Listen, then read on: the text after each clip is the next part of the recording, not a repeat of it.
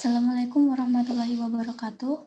Perkenalkan, kami dari kelompok 7 yang beranggotakan Agung Bisa Putra dengan NIM 125, Anggi dengan NIM 126, Afriani Wahyu dengan NIM 130, Novia Sinta dengan NIM 133, dan Maulidia Eka Wahyudi dengan NIM 136.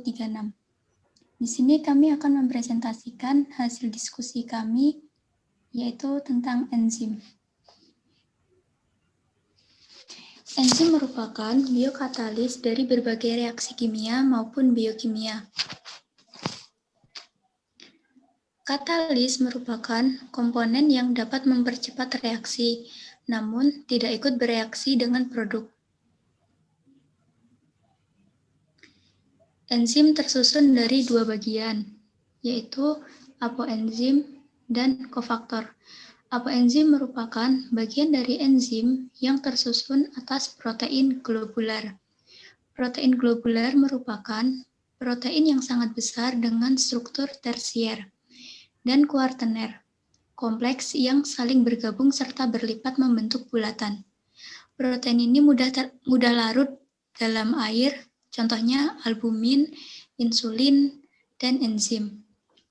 Kofaktor merupakan bagian dari enzim yang tersusun atas molekul organik dan komponen inorganik.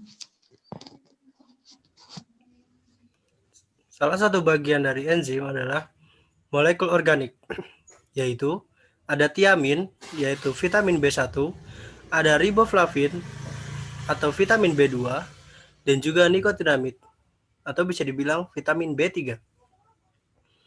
Tiga komponen ini merupakan koenzim yang berikatan secara kovalen dengan protein dan juga enzim. Lalu, ada komponen inorganik atau aktivator, tersusun atas ion-ion logam yang bermuatan plus, seperti Mg2+, Zn2+, Fe2+, Cu2+, Na+, dan juga K+. Enzim tidak mengubah keseimbangan reaksi, hanya mempercepat tercapai keseimbangan reaksi. Enzim juga meningkatkan kecepatan dengan menurunkan energi aktivasi. Contohnya, untuk menghidrolisis trigliserida menggunakan katalisis kimia, dibutuhkan energi aktivasi yang cukup tinggi, yaitu pada suhu di atas 300 derajat Celcius. Dengan enzim lipase, reaksi dapat berlangsung pada suhu 40 derajat Celcius. Adapun dasar-dasar reaksi enzimatik, yaitu substrat plus enzim menjadi kompleks, lalu menghasilkan produk plus enzim. Lalu ada interaksi antara substrat dan enzim sangat spesifik. Spesifisitas tersebut dalam beberapa hal, yaitu yang pertama ada spesifisitas absolut, yaitu enzim hanya mengkatalisa dengan satu jenis reaksi dan hanya satu jenis substrat saja. Yang kedua ada spesifisitas gugus fungsional, yaitu enzim hanya mengkatalisa molekul yang mempunyai gugus fungsional spesifik saja. Lalu yang ketiga ada spesifisitas ikatan, yaitu enzim hanya mengkatalisa ikatan kimia dari struktur molekul yang spesifik. Lalu yang terakhir ada spesifisitas stereokimia, yaitu enzim mengkatalisa isomer sterik atau optik tertentu.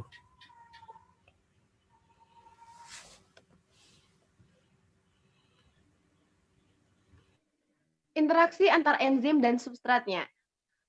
Ada dua interaksi antar enzim dan substratnya. Yang pertama yakni teori gembok dan kunci atau lock and key, di mana sisi aktif enzim bekerja spesifik terhadap substratnya, yang terlihat seperti pada gambar.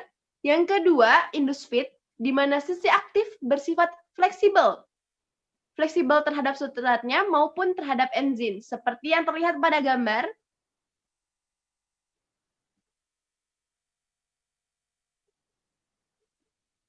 Faktor yang mempengaruhi aktivitas enzim. Yang pertama yakni suhu.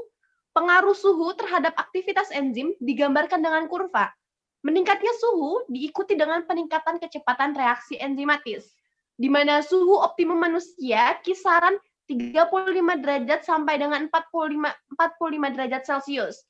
Sedangkan pada bakteri, suhu optimumnya berada pada 70 derajat Celcius. Gambar grafik pengaruh suhu terhadap aktivitas enzim, di mana seiring dengan peningkatan enzim, terjadi peningkatan aktivitas enzim hingga mencapai titik optimumnya. Selebihnya akan mengalami penurunan kembali.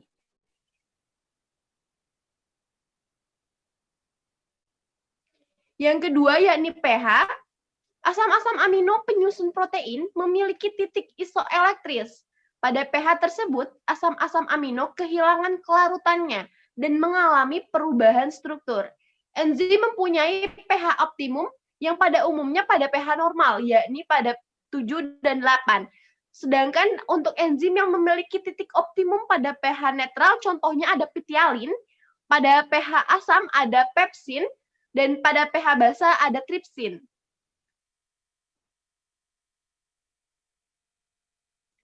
Gambar grafik pengaruh pH terhadap aktivitas enzim. Terlihat seperti pada gambar, di mana pada pH netral memiliki aktivitas enzim tertinggi atau memiliki titik optimum tertinggi. Dan pada pH yang rendah, aktivitas enzim pun turut rendah. Pada pH yang sangat tinggi, aktivitas enzim kembali mengalami penurunan. Terlihat seperti pada gambar, aktivitas enzim seperti gambar gunung.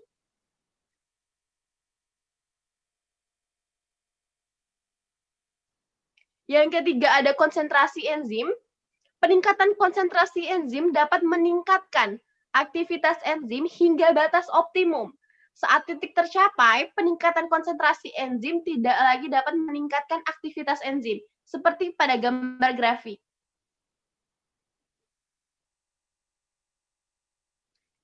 Gambar grafik pengaruh konsentrasi enzim terhadap aktivitas enzim, yang dimana gambar cukup melandai, di mana konsentrasi enzim pada titik tertentu mengalami nilai optimum kecepatan reaksi, dan pada titik selanjutnya tidak ada perubahan yang signifikan karena konsentrasi enzim tidak lagi mempengaruhi kecepatan reaksi.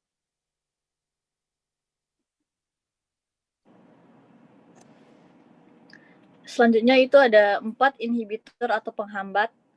Inhibitor adalah suatu molekul yang dapat menghambat aktivitas enzim. Keberadaan inhibitor secara alami ditemukan dalam bahan pangan bersama dengan enzim. Selain itu, inhibitor juga dapat ditemukan dari sumber lain seperti obat-obatan dan pestisida.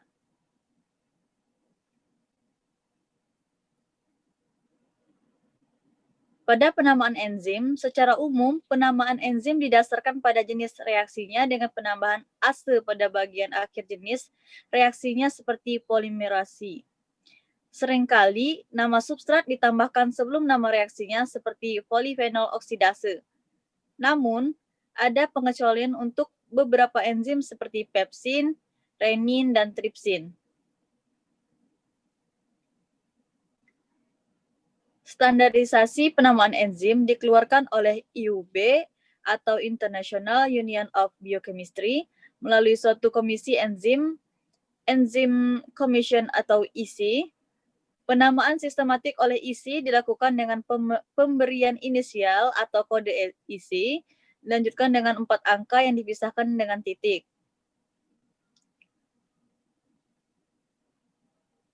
Di mana angka pertama merupakan kelas dari enzim, angka kedua merupakan subkelas dari enzim, angka ketiga berupa subkelas, dan angka keempat merupakan nomor seri dan enzim dan subkelasnya oleh Boyke dan Tipton 2005. EC, singkatan dari Enzyme Commission, untuk peraturan penamaan enzim. Enzim dikelompokkan menjadi 6 kelas berdasarkan jenis reaksi kimianya. Yang pertama, oksidoreduktase. Dari kata namanya saja, kita bisa mengetahui reaksi apa yang terjadi dari enzim tersebut, yaitu reaksi oksidasi reduksi. Enzim ini mengkatalisa reaksi oksidasi dan reduksi yang melibatkan transfer elektron. Contohnya, oksidase, dehidrogenase, reduktase. Contohnya itu enzim laktat dehidrogenase, mengubah asam laktat menjadi asam pirufat.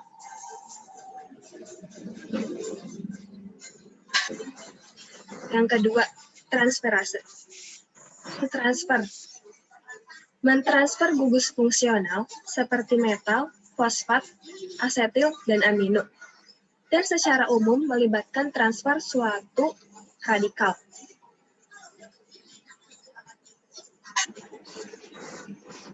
Contohnya, transglikosidase, transfosforilase, fosfomutase, transminase.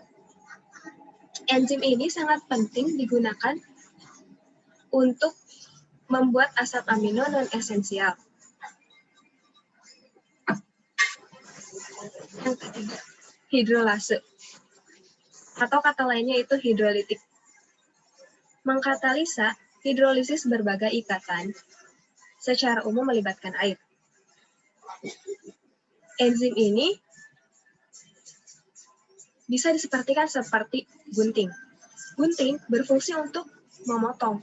Enzim ini juga berfungsi untuk memotong dan berguna sebagai pemotong. Contohnya hidrolase, esterase, diaminase, protase, lipase.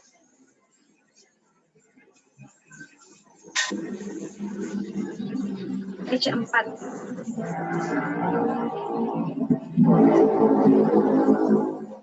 EC4 liase, memotong berbagai ikatan selain hidrolisis dan oksidasi, melibatkan pemecahan atau pembentukan ikatan antar karbon, gugus karboksil, dan karbonil. Contohnya dehidratase, aldolase, dekarboksilase.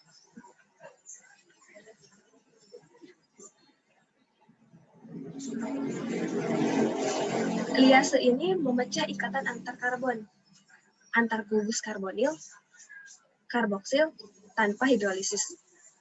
Liase itu melepas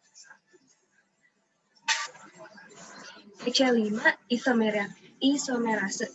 Katalisa perubahan isomerisasi dengan molekul tunggal dan melibatkan perubahan struktur molekul. Isomerase mengubah susunan isomernya, perubahan susunan karbon, atau mengubah gugus fungsi, misal dari aldosa menjadi ketosa, dan seterusnya. Yang keenam, ligase. Menggabungkan dua molekul melalui ikatan kovalen, contohnya glutamin, sintetase, amino asid ligase, asetil-CoA, karboksilase. Liase ini berkebalikan dengan ligase ini berkebalikan dengan liase. Ligase bisa diibaratkan dengan tali. Tali berfungsi untuk mengikat atau menyambungkan ikatan kovalen gugus karboksil atau karbonil. Penamaan enzim atau EC, peraturan penamaan enzim. Angka kedua dan ketiga dalam penamaan enzim lebih spesifik mengarah pada gugus yang terlibat dalam reaksi. Sebagai contoh, enzim transferase EC2 yang melibatkan transfer gugus fungsional. EC2.1, transfer gugus 1 karbon. EC2.2, transfer residu aldehid atau keton. Setiap kelas sesuai dengan kode kelasnya. Kode penamaan enzim sesuai dengan EC atau kelas dari enzim tersebut.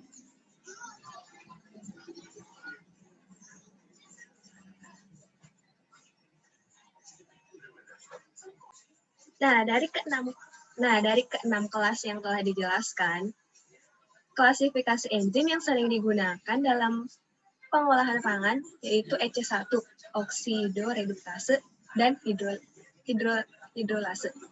Dan yang paling jarang digunakan, yaitu ada dua juga, liase dan ligase.